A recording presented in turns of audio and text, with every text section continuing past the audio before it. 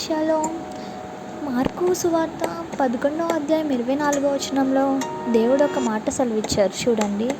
అందుచేత ప్రార్థన చేయనప్పుడు మీరు అడుగుచున్న వాటినెల్లను పొంది ఉన్నారని నమ్ముడి, అప్పుడు అవి మీకు కలుగునని మీతో చెప్పుచున్నాను. ఆమేన్. అవునండి, మన దేవుడికి అసాధ్యమైనది ఏది లేదు కదండి. మనకి ఏం కావాలో ఆయనకి తెలుసు. మనం అడిగినప్పుడు ఆయన మనకి ఇస్తారు. సమయం వచ్చినప్పుడు మనకి ఏ టైంలో ఏది ఎలా ఇవ్వాలో ఆయనకి తెలుసు, ఆయన ఇస్తారు. కానీ మనం విశ్వాసం కలిగి పట్టుదలగా ప్రార్థన చేసినప్పుడు అది ఇంకా మంచిగా ఉంటుంది కదండి. సో మనం ఏదైనా ప్రార్థనలో అడిగామంటే మనం పూర్తి నమ్మకం కలిగి అడగాలి. అది వస్తుందో రాదో అని భయంతో కానీ, లేకపోతే ఇస్తారా, అసలు అది నాకు అవుతుందా, అది నాకు వస్తుందా అనే ఆలోచనతో కానీ ఉన్నట్లయితే మనం దాన్ని పొందుకోలేం. కానీ మనం ఎప్పుడైనా మనకు వస్తుంది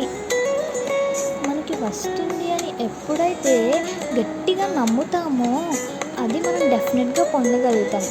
సో ఎప్పుడైనా సరే నమ్మకం కలిగిన ప్రార్థన చేయండి, ఆయన డెఫినెట్గా మనకి అడిగినది ఇస్తారు.